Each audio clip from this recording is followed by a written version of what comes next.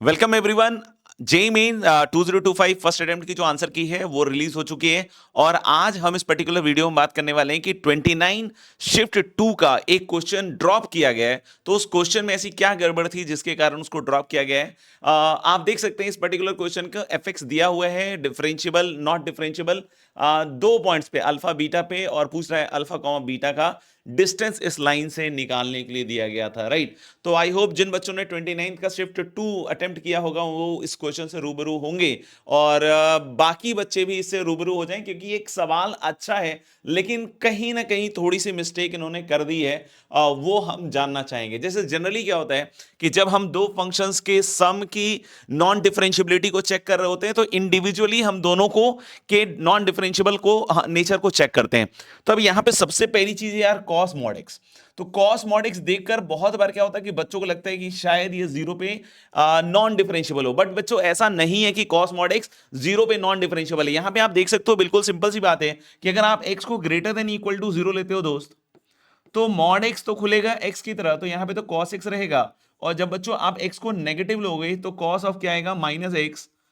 और cos of minus x भी किसके बराबर होगा, cos x, यानी कि x greater than equal to zero और लेस देन जीरो पूरे के लिए फंक्शन कैसा है बच्चों, cos x, यानी कि इसमें कोई भी नॉन डिफरेंशियबिलिटी का कीड़ा नहीं है, ठीक है। लेकिन ये फिर भी कह रहा है कि नॉन डिफरेंशियबल है। एक पॉइंट तो उसने बता भी दिया कि भाई ये तो पॉइंट है टू, टू पे तो नॉन डिफरेंशियबल है, इसने बोल दिया।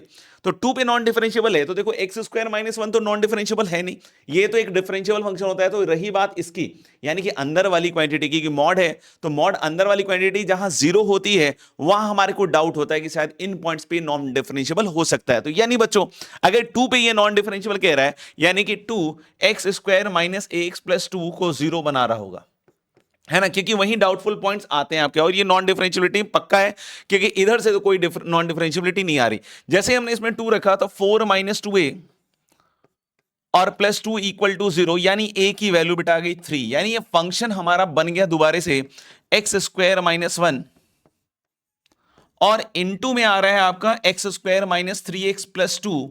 और इसको गाइज आप देख सकते हो, है ना, कि फैक्टराइज हो जाएगा और ये हो जाएगा कॉस एक्स, है ना। और यहां पे हम लोग बोले एक्स स्क्वायर माइनस वन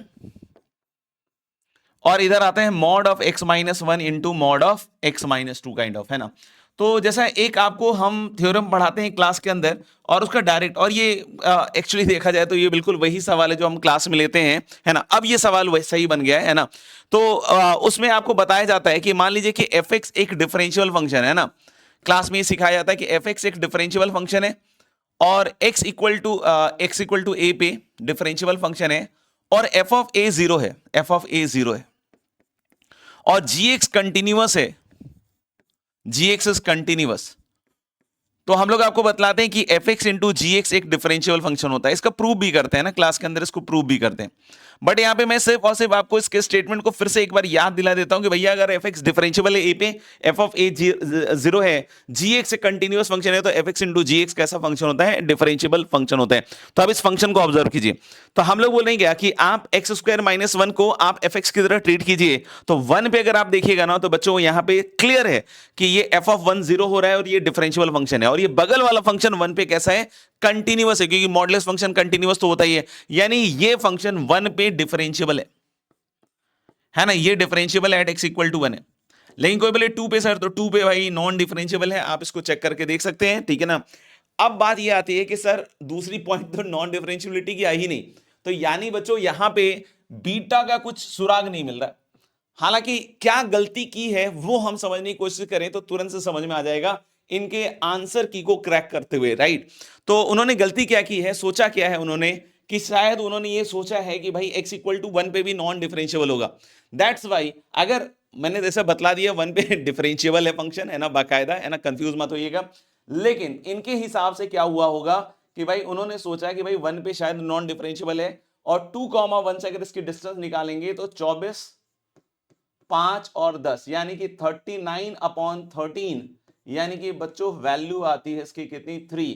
और उस केस में आंसर इसका सी होगा। लेकिन यहां पे जेई मेन एनटीए ने जो भी है वो बहुत बड़ी चूक कर दी है, वन पे function is definitely a differential function.